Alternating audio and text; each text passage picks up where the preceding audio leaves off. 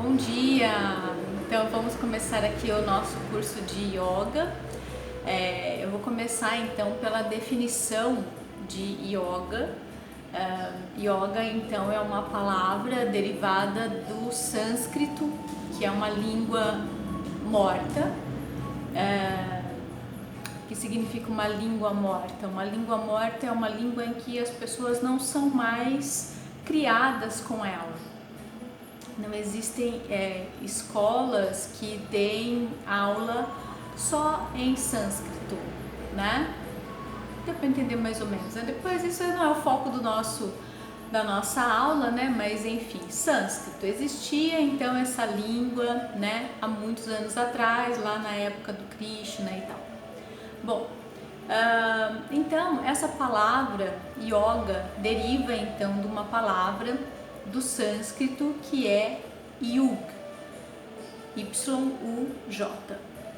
E essa palavra significa então junção, atar, direcionar ou concentrar a atenção de alguém, usar ou aplicar. Mas também significa união ou comunhão. E é então a verdadeira união do nosso desejo com o desejo de Deus. Muito bem. Então, yogar, né, significa então dar todo o poder ao nosso corpo, à nossa mente e à nossa alma a Deus, certo?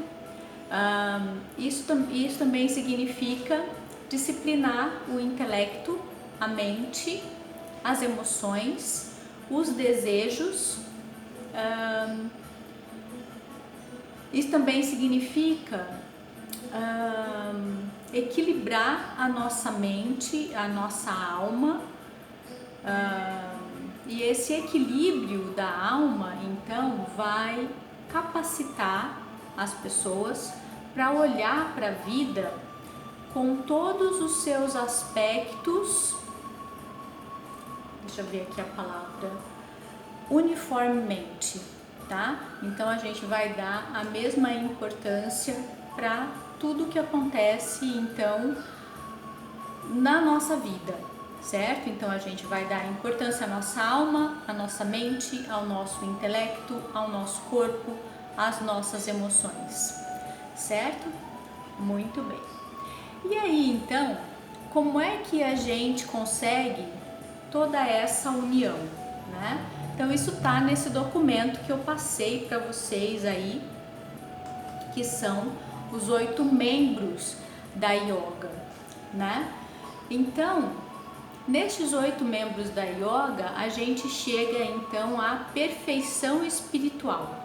A gente chega então à liberação final, a um estado de elevação, certo? E aí no texto de vocês, então, ele começa, né? Na jornada para atingir Samadhi, perfeição espiritual, liberação final, estado de elevação, Patanjali, que é então considerado o pai da yoga moderna, ele discute 8 componentes, que são também conhecidos como os 8 membros da yoga, certo? E todos são igualmente importantes no caminho da yoga, certo? Há uma progressão no desenvolvimento dos 8 membros da yoga. Então, começando com yamas e niyamas, em direção a Samadhi. Entretanto, mesmo quando o praticante tenha desenvolvido os últimos membros, todos os aspectos anteriores ainda permanecem vitalmente importantes e em ordem a manter o que foi alcançado, certo? Então, não é assim, cheguei, né, e tal, eu não vou fazer mais. Não, aí tem que continuar fazendo, tá? Então, este caminho, se for praticado em 1 ano, a gente consegue uma mudança muito significativa na nossa expectativa de vida, no nosso engrandecimento enquanto pessoa. Então a gente vai começar pelos yamas e niyamas, que seria então um embasamento firme. O que seria esse embasamento firme? Bom, então a yoga, na verdade, ela começa com a sua relação com o mundo, tá? Então, a gente lendo aqui, ele fala, então, os primeiros 2 membros são baseados em como tratamos o mundo ao nosso redor e a nós mesmos. Eles são, às vezes, relacionados aos 10 mandamentos, com a diferença de que eles não são impostos ou forçados a ninguém, tá? Então, começando aí com os yamas, a gente tem que os yamas, então, significam considerações éticas, certo? Então, o que seria isso? Como é que é a nossa conduta ética? Como é que a gente se relaciona com as outras pessoas sem prejudicar ninguém, tá? Então, a gente tem a primeira delas, que é ahimsa, que essa palavra também é uma palavra em sânscrito e a gente vai lidar muito com palavras em sânscrito neste curso. Então, além de inglês que vocês já aprendem, espanhol que vocês sabem, então a gente vai ter aí uma palhinha do sânscrito, né? Porque o sânscrito é uma língua que está, na verdade, na raiz de várias outras línguas, tá? Então é sempre bom a gente saber, né? Uma língua antiga. Então, ahimsa significa não violência. O que é essa não violência? Tá, então eu vou lá seguir o caminho do yoga e tal, aí tem esse yama aí, ahimsa, não violência. Violência não é só violência física, tá? Violência também pode ser com palavra, também pode ser com gesto, né? Falando do ambiente escolar, uma grande violência que acontece é o bullying, né? O bullying, ele destrói a pessoa que sofre, né? Ele deixa a pessoa que sofre sem autoestima, ela passa a não gostar dela mesma. Então é muito sério esse negócio de fazer bullying com alguém, tá? Então a gente está estudando isso, então agora vocês não vão fazer mais, tá? Então a galera aí que já fez alguma vez bullying na vida, né? Então quando você está seguindo esse caminho do yoga ou da yoga, como vocês preferirem, vocês vão parar de atacar as outras pessoas. Ah, mas fulano já me atacou, não interessa, tá? Você não vai mais atacar ninguém, simples assim, tá? Então, a ahimsa, você tem que pensar em o que não é prejudicial. Então, por exemplo, se você vai fazer uma fofoca que você sabe que vai prejudicar alguém, então não faz. Isso também é um tipo de violência, tá? Então, amar-se e amar aos outros, gentileza, justiça, nenhum orgulho ou medo, certo? Então, todas essas coisas aí estão no ahimsa, ok? Amar-se e aos outros, isso talvez seja uma coisa que também não seja assim muito fácil, né? Amar-se, né? Tá, eu vou me amar? Como assim, né?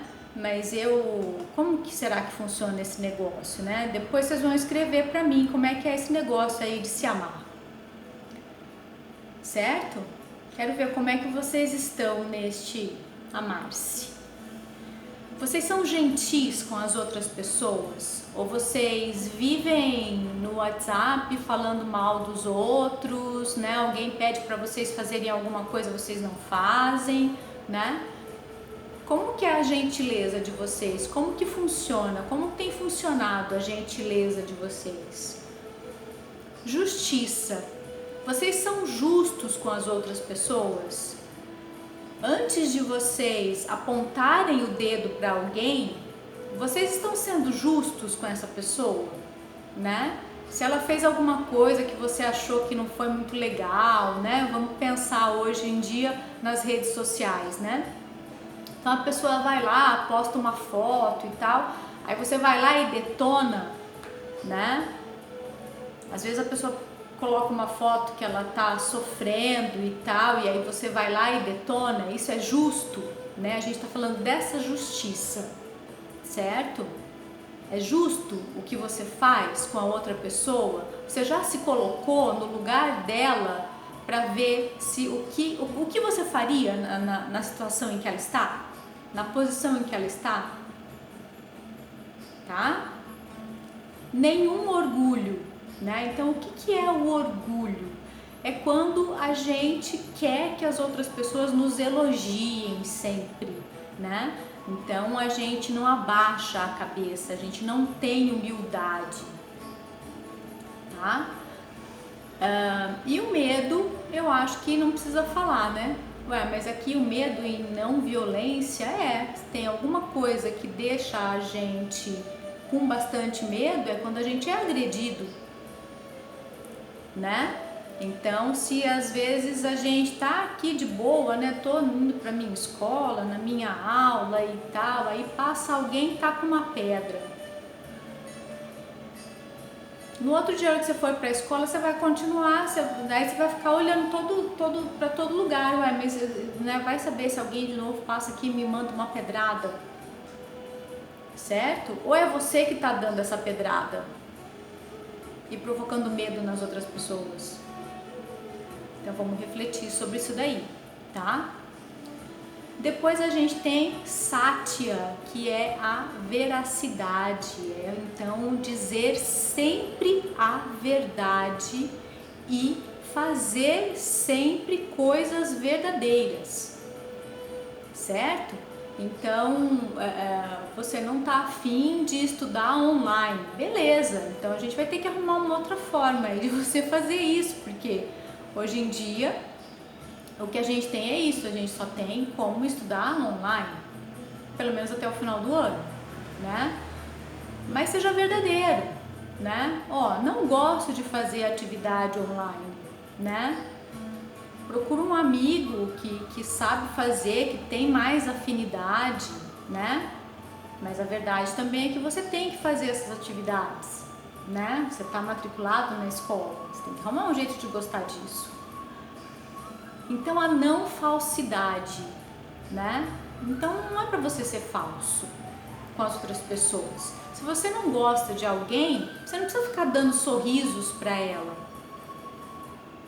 Simplesmente se afasta, né? Ninguém é obrigado a conviver com ninguém, né? Mesmo estando numa situação de sala de aula que a gente não escolhe, né, os nossos amigos, eu só quero aqui na minha sala a galera que eu gosto. Não é assim que funciona, né? Mas você tem as pessoas que você tem mais afinidade e as pessoas que você tem menos afinidade. E tá tudo bem. Não tem problema você não ter afinidade com todo mundo, certo? Mas aqui no caminho do yoga você vai aprender como é que você vai ter afinidade aí com todo mundo para você ter uma vida muito melhor, porque é muito melhor quando a gente tem afinidade com mais gente do que com menos gente, tá? Depois a gente vai falar mais sobre isso daí. Bom, ser verdadeiro com a sua natureza. Então, falando de escola, a gente pode pensar em eu me dou melhor em matérias biológicas, né? Então, se você se dá melhor em matérias biológicas, então se dedique mais a isso. Isso é ser verdadeiro com você. O que você gosta? Você gosta mais de matérias biológicas? Então se dedique mais a elas. Eu não gosto de português, eu não gosto de inglês, aí já não tem jeito, né? Aí você tem que arrumar um jeito de gostar de português, de inglês, porque são matérias que são importantíssimas. Você não vai muito para frente se você não dominar o seu próprio idioma. E hoje em dia, com esse mundo globalizado, você também não vai chegar nas cabeças se você não falar um idioma estrangeiro. O que está sendo oferecido agora na escola é o inglês, então abraça isso, né? Faz mais por isso, tá? E falar a verdade que está escrito aí no texto de vocês também. Então vamos rápido aqui. Então, asteia, não roubar. Eu acho que isso daí é muito óbvio, né? Isso também é uma coisa que está na nossa Constituição, inclusive, né? Você vai ter problema com a justiça se você fizer isso, né? Então, você não vai guardar para você mesmo o que os outros carecem, certo? Então, isso também é um outro tipo de roubo. Quando você guarda demais para você e você sabe que tem gente que está precisando daquilo, certo? E outra coisa, então, também é a gente ser um pouco mais simples, né? Porque por que o roubo acontece? Porque a gente quer alguma coisa que a gente não pode comprar. Mas será que aquilo lá que eu tô querendo é realmente necessário para minha vida? Eu tô roubando comida, né? O que é necessário para sua vida? Necessário para a gente viver, comer, respirar. É bem simples, né? O que a gente realmente necessita. Ter um celular de última geração é uma coisa que a gente quer, mas não é uma coisa necessária. Você não vai morrer se você não tiver o celular de última geração, né? Entende, gente, o que eu quero dizer? Então, ser mais simples, aceitar o mais simples um pouco, tá? Depois, brahmacharya. Aqui então a gente traduz essa palavra por moderação, e essa moderação agora tem a ver com o nosso comportamento sexual, tá? Também. Então a gente fala então essa moderação, uma certa castidade, tá? Não é para se masturbar todo dia, isso não é saudável. Tá? E a gente tem uma cultura aqui, né, dessa masculinidade exacerbada, tá? Mas essa masculinidade exacerbada, essa necessidade de sexo é demais, certo? Então a gente vai então pensar nessa moderação sexual. E às vezes as meninas têm sexo de menos. Os meninos se masturbam demais e as meninas se masturbam de menos, tá? Então, é equilíbrio, certo? Fidelidade conjugal, né? Então, se você tá namorando, não é pra trair. Que ninguém merece levar chifre, né? Antes de você colocar chifre em alguém, vai lá e termina já. Então, você não, né? Ué, se você tá querendo beijar outra pessoa, então você não gosta tanto dessa pessoa que você tá, né? Ou então você tá numas de, ai não, eu vou ficar com a outra pessoa porque eu quero machucar essa pessoa que eu tô. Opa, peraí, tem alguma coisa errada nisso daí, não tem? Ah, eu não tô feliz com essa pessoa, então eu vou lá ficar com a outra. Ah, mas também não tô feliz com essa daqui, então eu vou voltar pra outra. Tem alguma coisa errada aí, né, gente? Certo? Então, fidelidade conjugal ou restrição sexual. Então, não é porque você também é casado que você tem que transar todo dia, né? Ou porque você agora tem um namorado e vocês transaram e agora vocês têm que transar todo dia. Não é bem assim, tá? E também moderação no corpo, na mente e no discurso, certo? Então, moderação no corpo não é para comer tudo que você vê pela frente, não é para beber tudo que você vê pela frente, não é para fumar tudo que você vê pela frente, certo? E na mente também, né? Para um um pouco e analisa os seus pensamentos. No que você está pensando? Você pensa em coisas boas o dia inteiro? Você pensa em coisas ruins o dia inteiro? Ou em alguns momentos do dia você pensa em matar alguém, né? O Freud falava que geralmente a gente quer matar umas 5 pessoas por dia, né? Vê se você tá nessa pesquisa aí, se você tá fazendo número nessa pesquisa do Freud. E no discurso também. Então, aquilo de novo que a gente estava falando, a fofoca, por exemplo, né? Você está fazendo uma fofoca que às vezes você está destruindo a vida de uma pessoa, né? Então, por exemplo, você sabe que você tem uma pessoa que você conhece que se a pessoa descobrisse que foi traído, terminaria. Aí você vai lá e inventa para essa pessoa que traiu. Pronto, terminou o relacionamento do outro. Pra que fazer isso? Pra quê? Né? Ou discurso ruim também. Fala muito palavrão, né? Falar de coisas que deixam as pessoas embaraçadas. Ficar cobrando situações das pessoas. Sabe ter conversa dura?